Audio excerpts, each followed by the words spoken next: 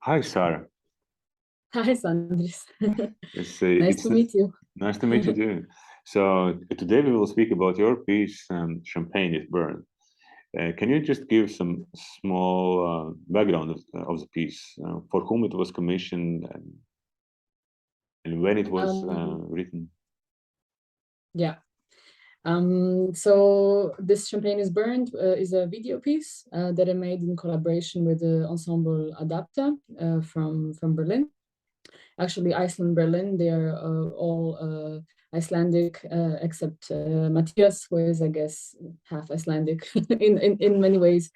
And it was part of the prize winner concert at the Darmstadt Summer Course that was supposed to happen in 2020, but due to COVID, it was postponed 1 year later.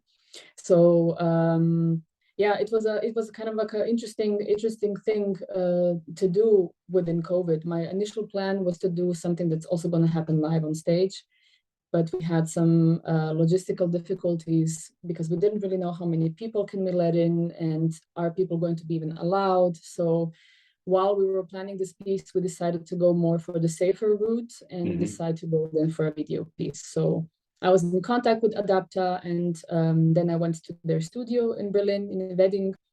And we had, I think it was 1 day or no, 2 days of film shoot, pretty much.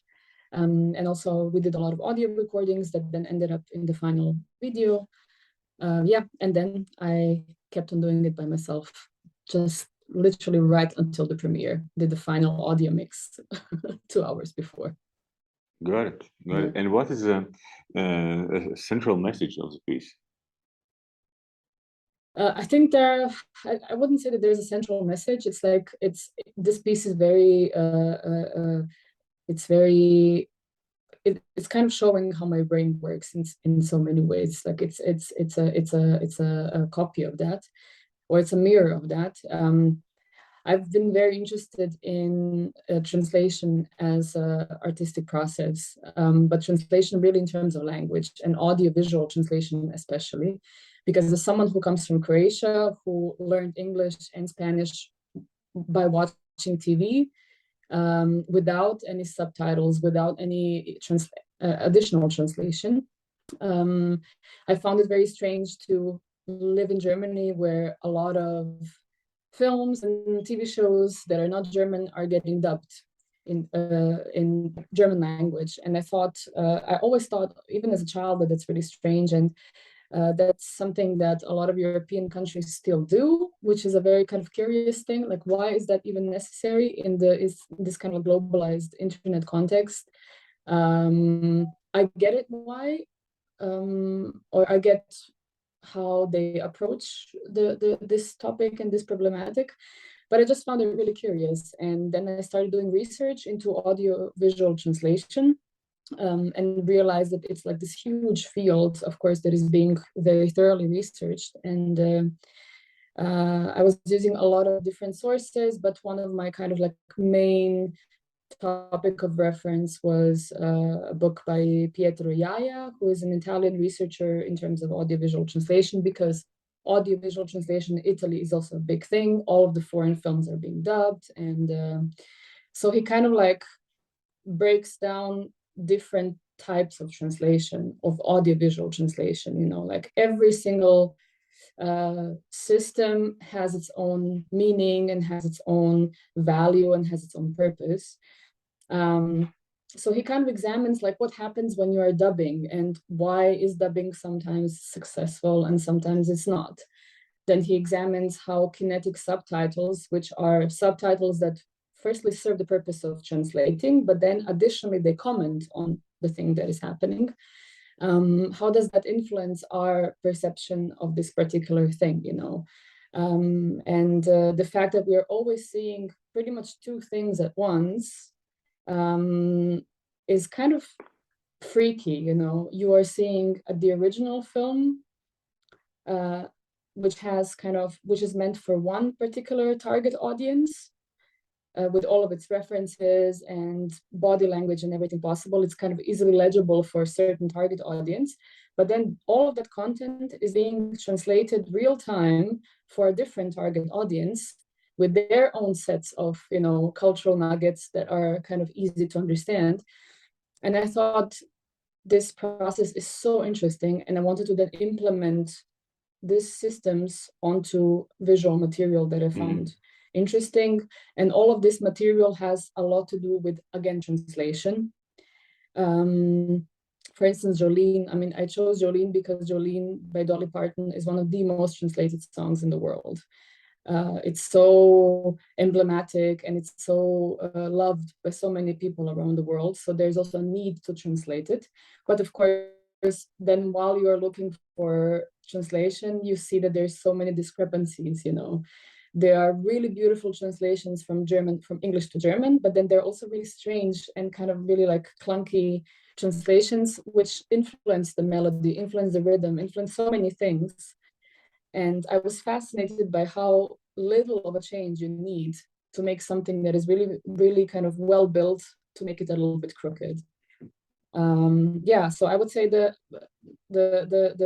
idea behind is to explore the multitude of options in audiovisual translation and how it correlates to found footage and in particular some musical material. Like how can those CC captions that describe music in 3 words be translated back into music and this kind of stuff. So yeah, a lot of different things that happen simultaneously. Yeah, because this is the way I think. So in a way, I translated also my train of thought as well. No, I saw that there are some kind of, let's say, quotes or citations, right? Video citations from Stockhausen, and then there is a specially recorded part, right? Yeah. And what was like what was main idea behind this dramaturgy, and how this dramaturgy evolves during the piece? I decided to choose Stockhausen and Dolly Parton because I thought the context of these interviews were very similar, even though they were like 30 years apart or 20 years apart. No, almost 30 years apart. But you know, interview is also some form of translation, especially when it's done on national TV within 10 or 15 minutes. And those settings, even though the interviewees, so Stockhausen and Dolly Parton, are, you know, they exist on the opposite spectrum kind of aesthetics, let's say, but they are put in a context which is very familiar to everyone. And there's this other person, the journalist, who is trying to compress the complexity of this person and their life within like a 10 or 15 minute segment. So this person is also trying to kind of convey the essence of the person who we also see and can relate to back to the audience. So it's more understandable, or, you know, whatever that means. I was curious what happens when you kind of just flip the script, you know, is it going to be very similar? Are people even going to kind of get it? That's actually, you know, what Dolly Parton is saying is actually what Stockhausen was saying, but just printed onto Dolly Parton.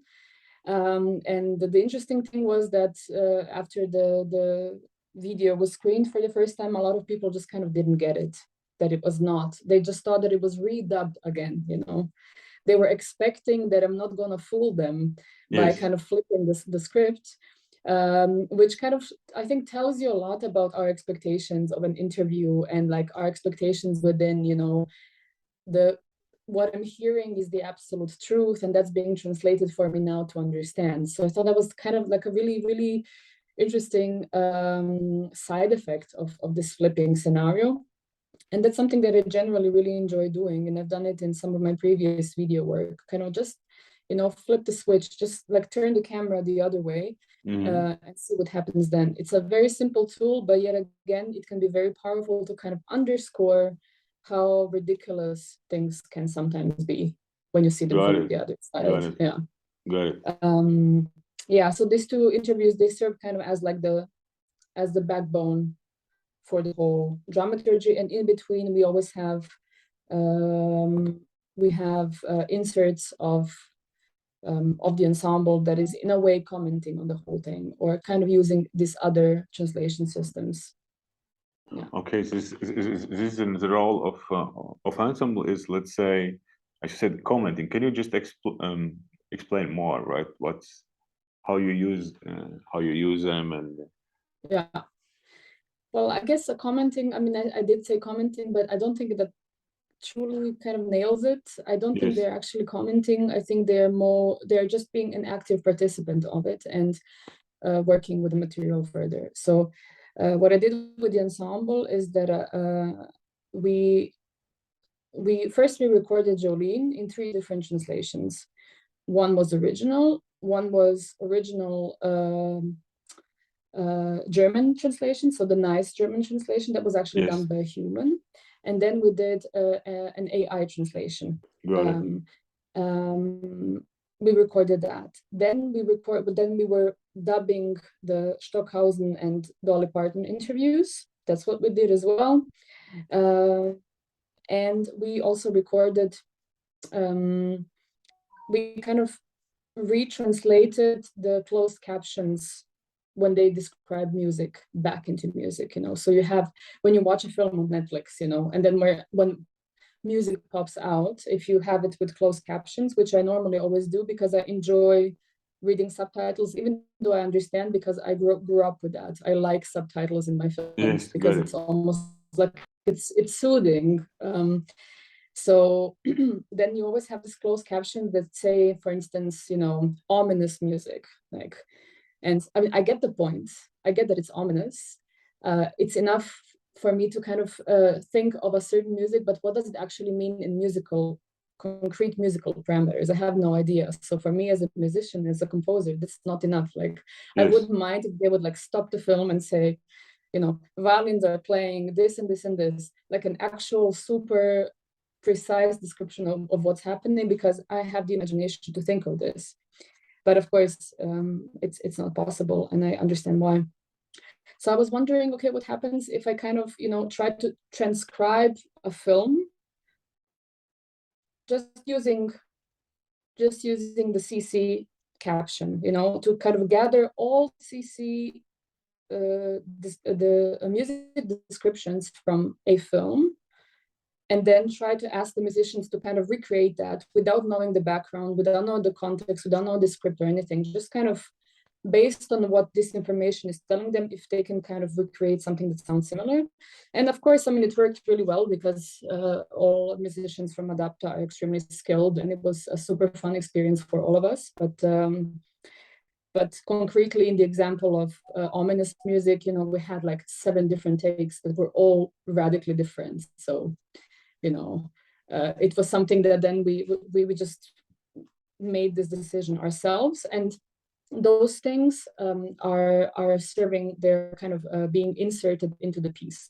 So we have that happening pretty much the whole time. Either insert as kind of like a hard digital cut, or as almost as a comment, or as comment in the thing that we are seeing. So going back to its more, how should I say, to how it was meant to be used in the first place. Yes. And I think that's pretty much it, what we did together those 2 days. I don't know if I answered your question. Yes, you answered. Yes, yeah. And what was the process of composing? And how you started, and what was the stages you go through? Well, so I was not sure if this is going to be a stage piece, or if it's going to be a hybrid piece, or if it's going to be a video piece. It was really unclear for me. But I've been dabbling with this idea of translation and for a very long time, because I guess as any person who kind of like lives outside of where they were born, I'm always surrounded by multiple languages, and I think also in multiple languages. You know, sometimes I count in Croatian and I curse in Croatian, but When I need to talk about work, it's mostly in English or German. And when I write my sketches or when I write something down, it's a mixture of all three languages. So I'm like code switching the whole time. And I really wanted to explore that space. What does it mean for me personally? What does it mean when I implement that onto this very niche, specific contemporary music material and scene?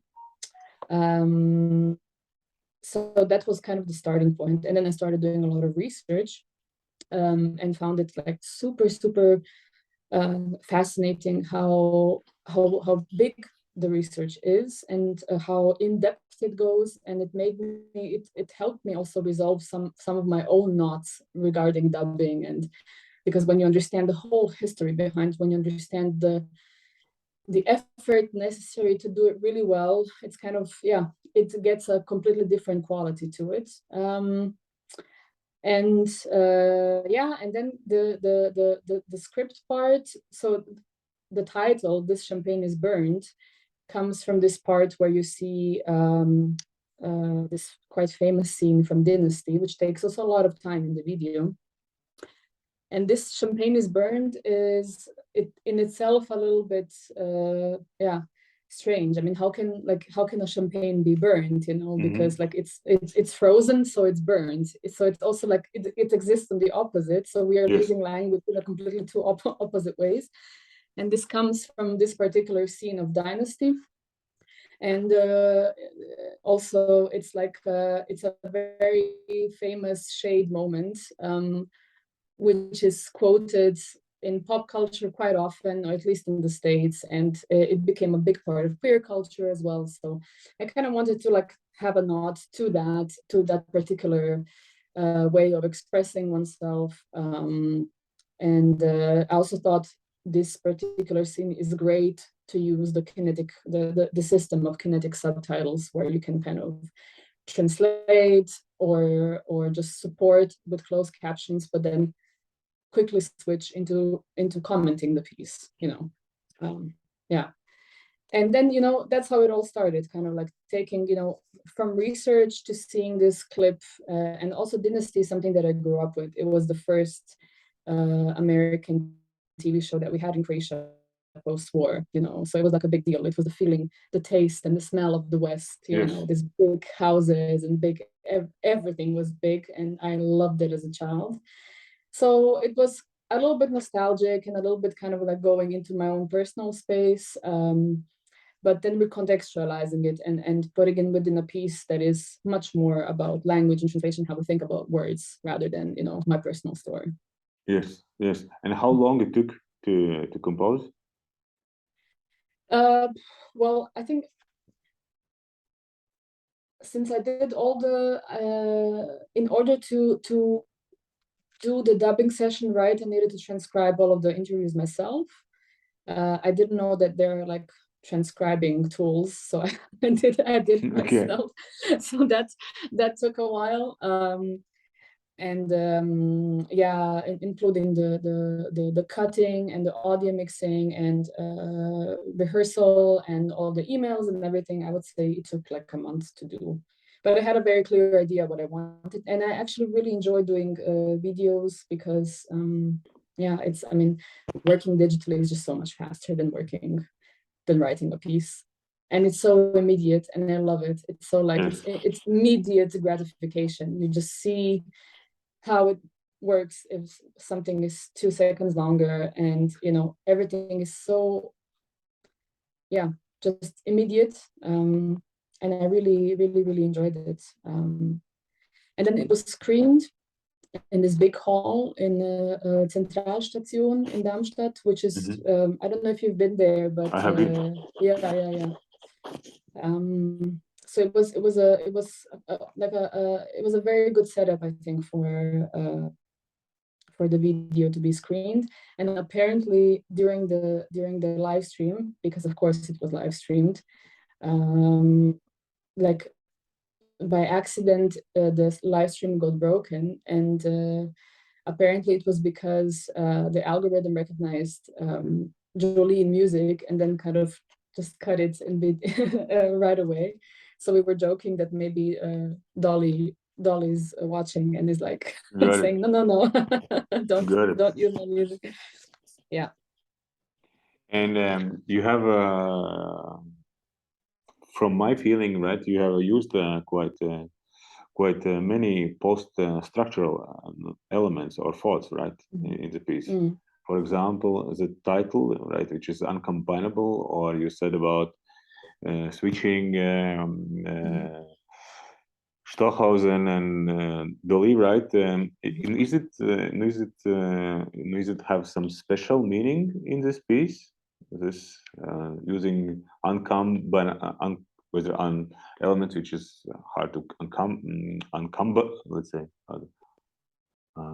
element which is not uncombinable elements, or elements which somehow trick a listener or make some surprise. Is this language have some special meaning here in this piece?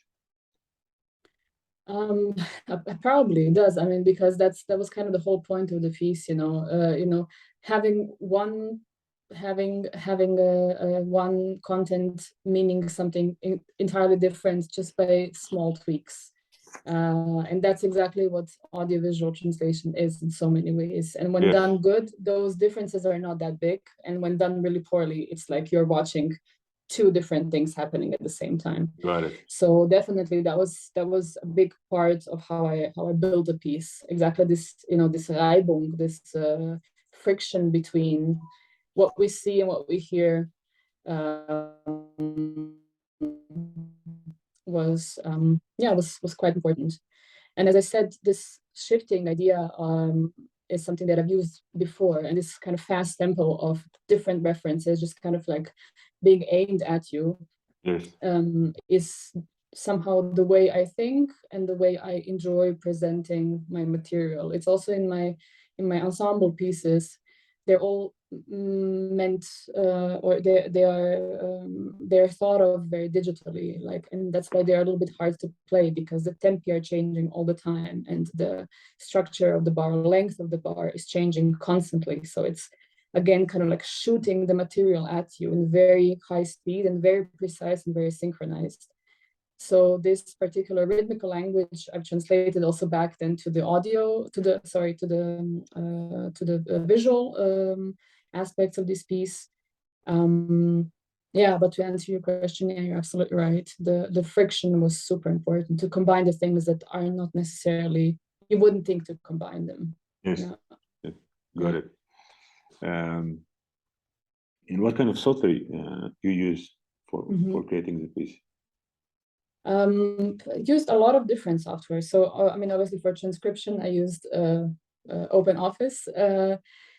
Then for audio mixing, I used Adobe Audition, because I normally use the whole Adobe software, because also for my kind of like classically composed works, I use very often Illustrator to do a lot of graphics and stuff. So I have the whole Adobe suite. So I was cutting in Premiere, and then kind of exported the sound back into Audition, and then did the proper audio mix and processing and everything in Audition, which for that this program is pretty good. It's very easy to use, because then you can kind of just export the track back into Premiere, and that works so well. And what else did I use? And for recording that we did in Berlin with Adapta, we used Logic. So in total, I guess 3 software. Yeah, 3 softwares. Yeah. But I correctly understand, right? The music part, audio and video, it was made by you. So it wasn't some team, right? Or how it was? It's purely you did it on your own, right? Yeah, I did it on my own. Yeah, I did it on my own. We used the equipment that Adapta has in their studios. So Matthias set up all the mics and the cameras. So we recorded that together, also using their hardware. Yes. So they sent me all the tapes and all the tracks, isolated tracks. and then I mix them myself according to my needs and to the needs of the piece. Can you imagine this piece, but without video? Sound only. Yeah. Is it possible? Could this piece be exist as only sound? That's a good question. I think I would need to. I didn't listen to it without seeing it. So I guess in order to say if it works or not, I would need to do it actually, and I would need to listen to it. But one of my earlier video works, Popfem, was also played on the radio quite a few times. And I mean, the visual impact of that piece is, I thought, for me, much more important than what we actually hear, or as not much more important, but as important. But then when the visual aspect was completely removed, the piece just got a different quality. It had a different sense of time. It had a different sense of dramaturgy. So maybe this happens also with this piece as well. You know, if you just kind of remove the video, it would be an interesting experiment to do, definitely. Yeah. Could this piece be like the piece which is like stage performance, not video recording? Could you imagine that? I think so. I would need to, I think, completely then restructure the dramaturgy. And I would think about it more in an installative way. I think the piece would either need to be like 30 minutes longer than the actual video, or it needs to be like much shorter. I think there has to be a big difference in timing if it's staged in one way or another. But I would see this more, if I would actually do it in a room physically, I would think of it more as an installation with different stations, like maybe with some interactive parts, or with the interactive station, and then with a station where you can just listen, or in the station where, I don't know, I would need to think about it, but I don't think it would work as a piece, you know, that is being performed for 10 minutes in the same length and the same dramaturgy as the video. I mean, maybe it does. I don't know, but my initial response is go installative, go longer. Let people go through it physically as well. Yes. So it's very hard to imagine for you. It's as a concert piece, right? As a concert piece, yeah, a little bit hard, right now. And can you imagine? You know, maybe there are ways. Maybe there are ways for that to be done. But I think part of the charm of the piece is that it is video, that it is fast, and this kind of cuts, which I think influence dramaturgy so much, are much harder to get live, because the relation between the audience and the performers is just so different. It's a different experience altogether. So in order to kind of get that again, I think I would need to rethink the length and the style and a lot of very important things. Got it. And can you imagine the piece with video, right? Text on it, but without sound, or let's say without musical part? This piece could work so. Maybe. I also didn't try it out, didn't think about it. But I mean, I guess a lot of it's audio visual translation that the piece is about. So if one of the parts is missing, then the whole kind of this friction is then taken away. And maybe that has its own quality, you know, maybe that has its own quality that is different to the original. But it's something to be experimented upon. I'm always open for like completely disassembling my pieces. I don't look at them as a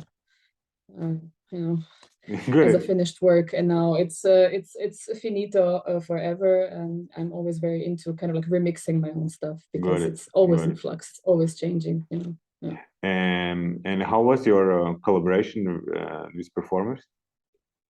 It was great. I mean, Ensemble Adapta is a group of fantastic musicians who are also super kind people and who are so open to this, because you know, it is a little bit strange when you ask a contemporary music ensemble within the context of Darmstadt, which is also its own thing, you know, then to ask them, you know, hey, can you practice Jolene, please, for me? And like, you will not play your instruments. I needed to be dressed in country clothes, and Yes. can you please play the guitar? So as someone who is also performing, like, I understand that sometimes getting out of your comfort zone can be really hard, you know, because sometimes you don't have the energy, you don't have the time, or you don't think the idea is good enough or anything. So I appreciated their openness and also this like curiosity and hunger to try something new so much, because that's not always the case, but they were really fantastic as collaborators, as performers. They had some really interesting ideas, and they were just really open throughout the process. And I really have big respect for that, because it's a sign of, you know, that like we're still here, we still want to see what happens. We are willing to go there with you rather than go against you, so we can stay Yes.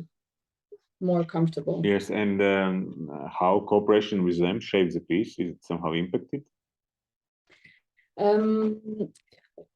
Totally, yeah, because they were willing to go with whatever idea I had. There was no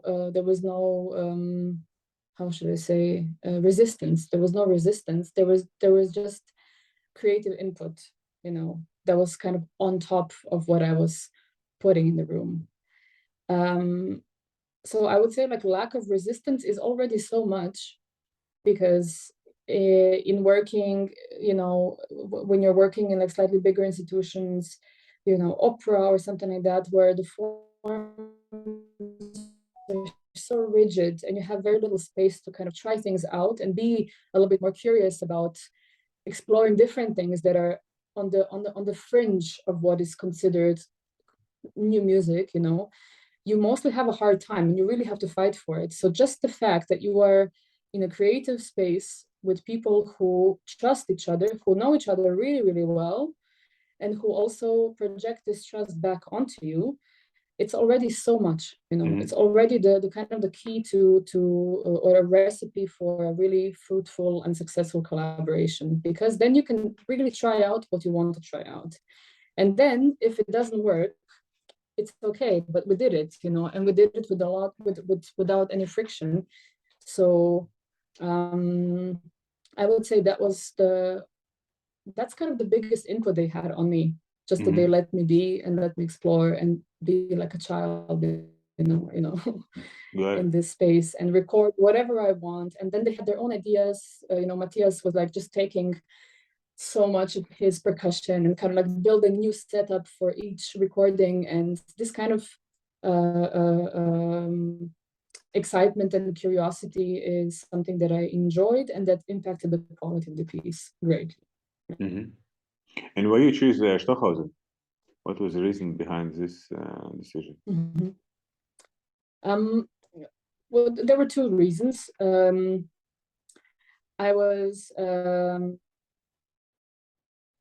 I wanted to have, well, there are three reasons.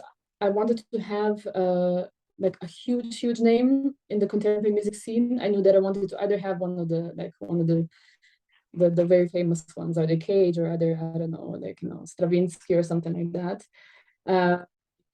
And then I found this interview, which was really bad. It's a really infamous interview. And then I decided to use it. I already had this Dolly Parton interview, and I knew that I was gonna use that. And then I was looking for something that exists on the opposite side of the aesthetic spectrum, kind of. And that's why I went with, you know, with Stockhausen. Also, as someone who is like a really famous figure who kind of everyone knows and everyone relates to in one way or another, or at least he exists in like the collective, you know, memory of the music. People, so this juxtaposition of the two was very important to me.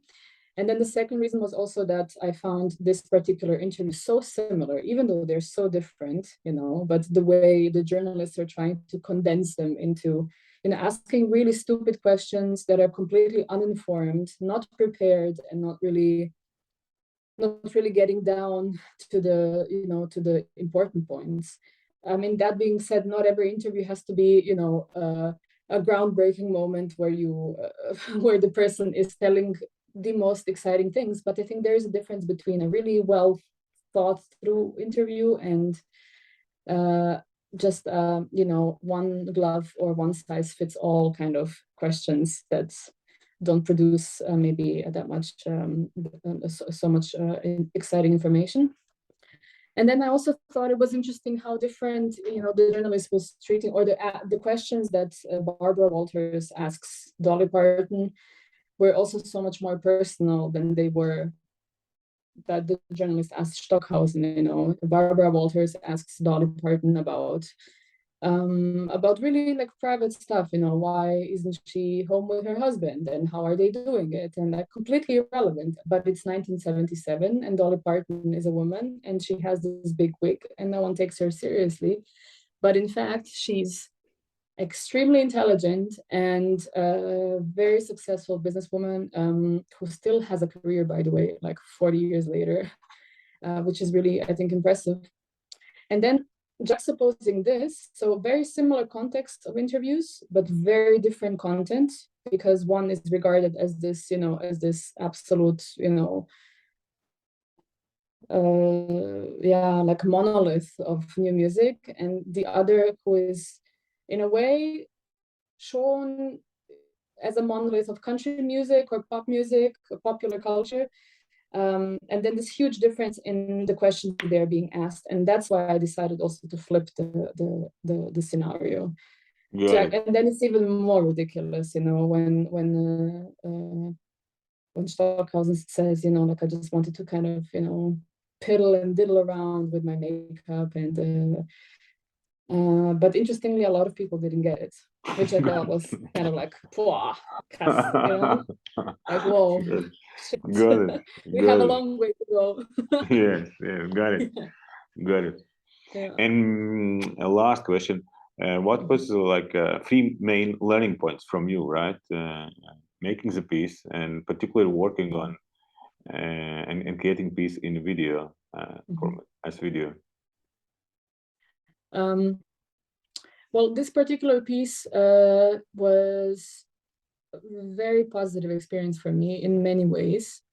Most importantly, I would say that I tried out something new that I was a little bit afraid of, because, you know, it's sometimes very easy to hide behind big sounds and like fast tempi, and yeah, it's easy to provoke some sort of reaction while making music that is kind of hard to play and like is very direct. And I wouldn't say that I'm hiding behind that it's also a part of me, but there's another part of me that is much lighter and a little bit more humorous and is thinking about totally different stuff than music, you know, like music is like 20% of my life. I have so many other things in my head. So this project kind of allowed me to go into that space, you know, away from thinking of me as a composer, and just exploring this whole different area of me that I live with, you know, every day, and that really is inspiring me and fascinating me, and done in a way that is a little bit more like light and a little bit humorous, and kind of not run away from that, you know. And after finishing this project, it kind of opened the door for, yeah, I think in a way a new chapter for me, because I'm now also in a phase where I'm, you know, with one foot still kind of in my old compositional or like compositional language that I've been building for the last couple of years, but with the one foot I'm somewhere entirely different. And this experience of this piece made me realize that it's like super okay to go there. Mm-hmm. Even though it sounds maybe completely different, maybe no one will figure out that that's actually you, but like go there, you know, it's worth it. You know, it's worth it, and don't stick to your old guns. You will probably take them in one way or another into this new world, but just go there. So that's been the biggest benefit and the biggest learning from this piece. Good. Yeah. Yeah, so thank you very much, Sara. Thank you. Thank you for your reflected questions and for listening.